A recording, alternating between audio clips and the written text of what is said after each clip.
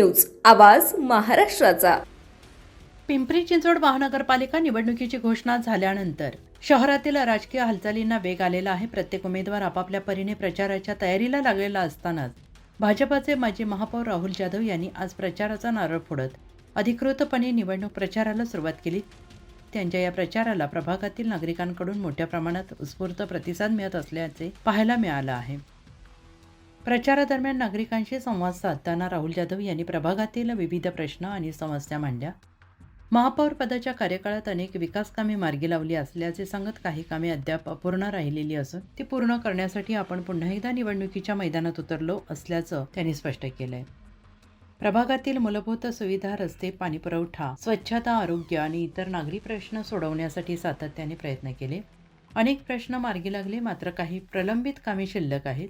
जनतेनं पुन्हा एकदा संधी दिली तर ही कामे पूर्णत्वास नेऊ असे आश्वासन राहुल जाधव यांनी दिले आहे। तसेच जनतेशी आपले नाते विश्वासाचे असून आतापर्यंत केलेल्या कामांच्या जोरावर नागरिक आपल्यावर विश्वास ठेवून निश्चितच निवडून देतील असा आत्मविश्वास त्यांनी व्यक्त केला आहे। प्रचाराच्या पहिल्याच दिवशी मोठ्या संख्येनं नागरिक, कार्यकर्ते, समर्थक उपस्थित असल्याने आगामी निवडणुकीत राहुल जाधव यांची लढत लक्षवेधी ठरण्याची चिन्हे दिसत आहेत।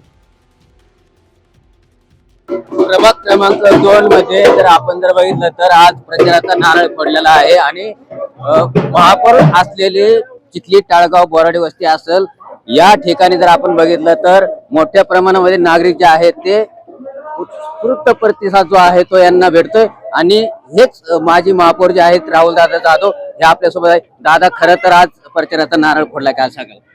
प्रचाराचा नारळ फोडला कारण आपली सार्वत्रिक निवडणूक आता 15 जानेवारीला आहे आणि म्हणून आपण या ठिकाणी मी आता तिसऱ्यांदा निवडणुकीसाठी उभा राहतोय।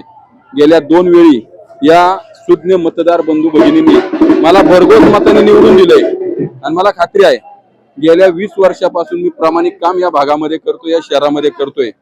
येणाऱ्या या निवडणुकीमध्ये देखील जनता मला भरघोस मताने निवडून देऊन खऱ्या अर्थाने हॅट्रिक करणार आहे आणि जनतेच्या मनातील सर्व हा प्रभाग जी काही कामे पेंडिंग राहिलीत ती कामे देखील मी पूर्ण करून हा प्रभाग जनतेच्या मनातील स्मार्ट प्रभाग बनवणार आहे। खरं तर तुम्ही पेंडिंग कामे म्हणतायत, महापौर राहिलेले, तुम्ही एक संधी मिळत असतो, मला महापौर पदाची संधी मिळाली आणि काम करण्याची संधी सुद्धा मिळाली, तरी सुद्धा तुम्ही म्हणताय की पेंडिंग कामे, अशी कोणती कामे? आमची गावे समाविष्ट होती, हा आमचा ग्रामीण भाग होता, हा जोडलेला भाग आहे पिंपरी चिंचवड महानगरपालिकेत 1997 ला।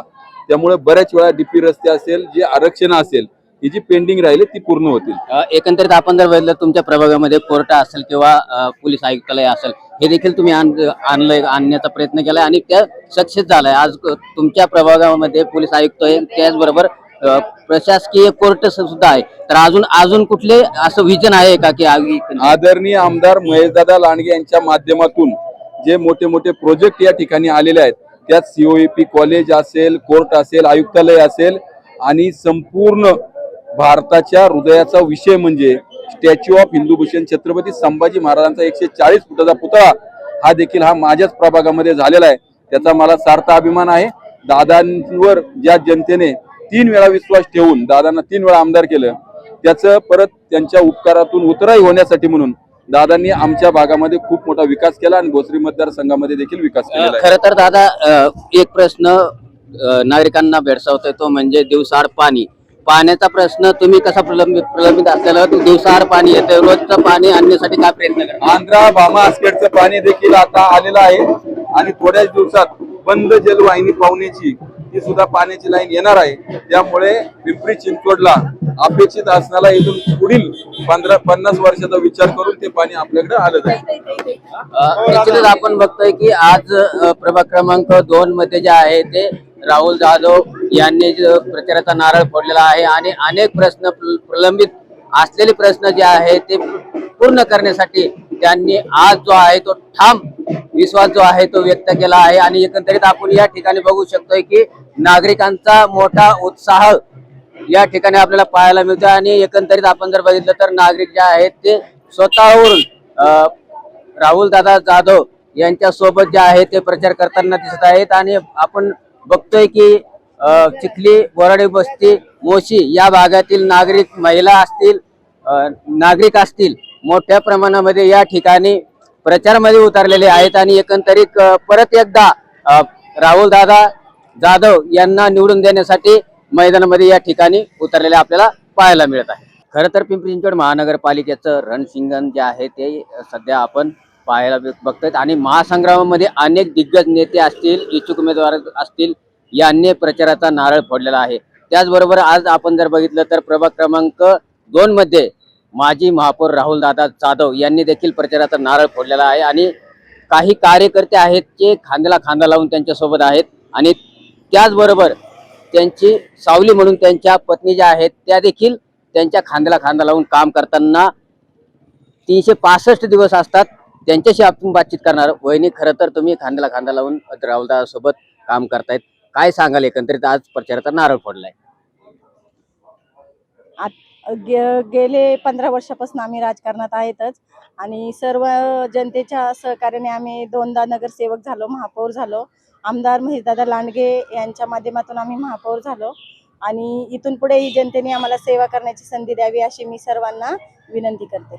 ओके, एकंदरीत आपण जर बघितलं तर राहुल दादा महापौर झाल्याच्या पहिलं आणि राहुल दादा महापौर झाल्याच्या नंतर पूर्वीची काय स्थिती होती आणि आताची काय स्थिती आहे, काय वाटतं तुम्हाला? राहुलदादा ज्यावेळेस महापौर होण्याच्या अगोदर प्रभाग क्रमांक 2 मध्ये काही नव्हतं, रस्ता पूर्ण खाली होता. नंतर ज्यावेळेस दादा महापौर झाले त्यानंतर हा प्रभाग क्रमांक 2 खूप मोठ्या प्रमाणात सुधारला गेला. मोठे मोठे रस्ते झाले, अरुंद रस्ते झाले, रस्त्यावरती लाईटी उभ्या झाल्या, घरोघरी पाणी पोहोचले.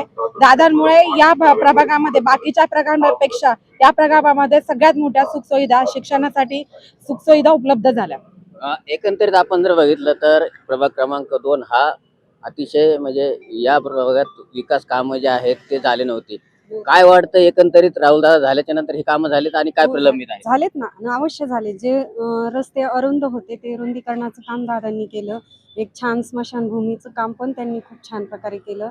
मुलांसाठी शाळा, परत गार्डन, विठ्ठल रुक्माई मंदिर, शिवली निळकंठेश्वर मंदिर असे अनेक, आणि परत तळाई गार्डन हे मेन आहे. कुणाला वॉकिंगला जाण्यासाठी कुठं काही हे नव्हतं ते पण त्यांनी उपलब्ध करून दिलं. परत पाण्याचे प्रश्नही त्यांनी खूप चांगल्या प्रकारे सोडवले. जे काही नव्हतं ते सगळं उपलब्ध झालं. जे महापौर झाल्यानंतर त्यांनी आम्हाला सगळ्या सुविधा उपलब्ध करून दिलेल्या आहेत.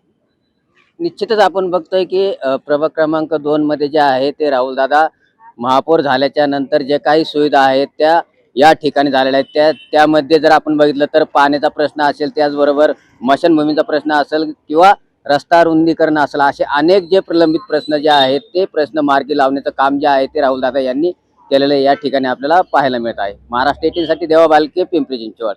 पुणे तसेच पिंपरी चिंचवड आणि महाराष्ट्रातील महत्त्वाच्या आणि ताज्या बातम्या पाहण्यासाठी महाराष्ट्र 18 न्यूज चॅनलला यूट्यूबवर सबस्क्राईब करा आणि बेल आयकॉन प्रेस करा.